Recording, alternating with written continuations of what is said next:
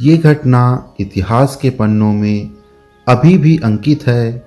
एक महान ध्यानी शिष्य ने अपने ध्यान के प्रताप से अपने गुरु को मुक्ति दिलाई। मैं बात कर रहा हूँ कबीरदास जी महाराज की। और उन्हें अगर ब्रह्म ज्ञानी कहा जाए तो कोई अतिशयोक्ति नहीं होगी, क्योंकि समाज को अपने दोहों के माध्यम से जो आईना उन्होंने दिखाया है वैसा शायद ही कोई और रहा हो।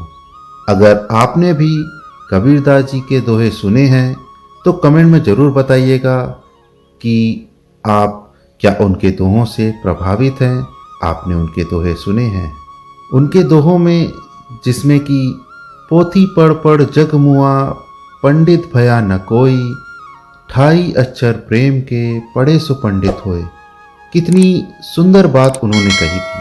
कबीरदास जी के जो गुरु थे उनका नाम था रामानंद जी महाराज।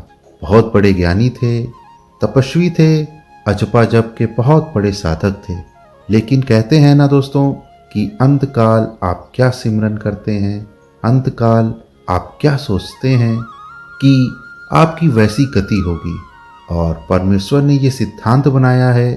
परमेश्वर कोई ऐसा नहीं है कि वो बैठा हुआ है चाबुक लेकर, आप ये लो वो ये देगा, ऐसे मारेगा। नहीं, ऐसा नहीं है।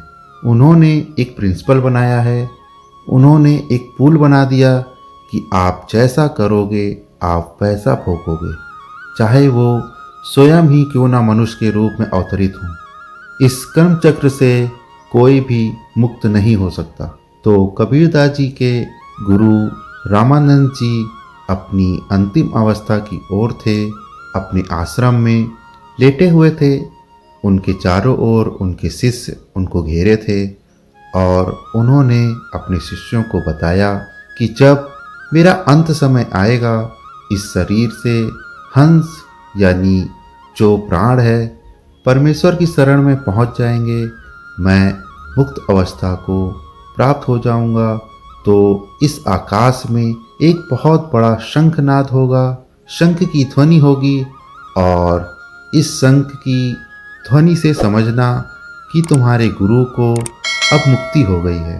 वो चाहें तो अपनी इच्छानुसार आ सकते हैं पृथ्वी पर, परंतु वो इस बंधन में नहीं रहेंगे। कबीरदास जी भी वहाँ बैठे थे, वो सुन रहे थे।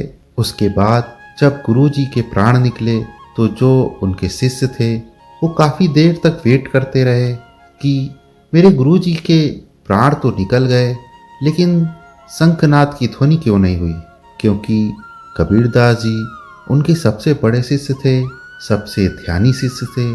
और कबीरदास जी ने अपनी आंखें बंद करी और अपनी दिव्य दृष्टि से देखा कि गुरु जी की तो मुक्ति ही नहीं हुई है। ना जाने कैसे अंत समय में, अंतकाल में एक सेब खाने की इच्छा उनके अंदर आ गई और वो सेब के अंदर कीड़ा बन गए। दोस्तों, सीख लेने वाली बात है। इतना बड़ा तपस्वी ज्ञानी अगर लटक सकता है तो हम आप क्यों नहीं लटक सकते। कबीरदास जी ने अपनी ध्यान की दृष्टि से देखा कि वो सेब उनके ही बाग में था और वहीं वो कीड़ा बन के पनपे थे, उसके अंदर सेब को खा रहे थे। कबीरदास जी तत्काल उठे और उन्होंने सेब को तोड़ा और सेब को बीज से काटा तो देखा कीड़ा सेब के अंदर मौजूद था। दोनों हाथों से उस कीड़े को मसल दिया, यानी उनको उस योनि से मुक्ति दे दी। अब यहाँ भी ईश्वर की ही कोई लीला रही होगी कि कबीर जी के हाथों से ऐसा होना था। और जैसे ही उस कीड़े को मसला, उस कीड़े की आयु खत्म हुई जो कि नियति द्वारा निर्धारित थी। एक विशाल शंखनाद की ध्वनि हुई और सभी ओर प्रसन्नता छा गई। मेरे गुरु अब मुक्त हुए। दोस्तों, कहानी सीख लेने लायक है। हमें हर क्षण सतर्क रहना होगा, हर क्षण में समझना होगा कि कब न जाने कौन सा क्षण अंतिम हो और परमेश्वर का नाम आपके अंदर बसा रहे। इसलिए हम डेली कहते हैं, डेली ध्यान करो, रात में अपने कर्मों के लिए ईश्वर से माफ़ी मांगो और ईश्वर को कभी भुलाओ मत। अगर आपने उसे भुला दिया तो कहीं वो आपको ना भुला दे। कर्म बंधन के अनुसार आपकी गति हो। आप अच्छे हैं, आपने इस संसार में जन्म लिया है, तो अपने जिस कर्म के लिए आप यहाँ आए हैं उसे जरूर करें और परमेश्वर को प्राप्त करें। धन्यवाद। दोस्तों, अब रेगुलर अपडेट्स के लिए आप हमें इंस्टाग्राम पे भी फॉलो कर सकते हैं। हमारे हैंडल का नाम है मेडिटेशन मिस्ट्रीज। लिंक नीचे डिस्क्रिप्शन बॉक्स में भी दिया हुआ है और ऊपर स्क्रीन पे भी। ऐसे ही वीडियोस हम आपके लिए आगे भी लाते रहेंगे, तो चैनल को सब्सक्राइब करना ना भूलें और बेल आइकन जरूर दबाएं ताकि आपको हमारे रेगुलर नोटिफिकेशंस मिलते रहें। तब तक के लिए धन्यवाद।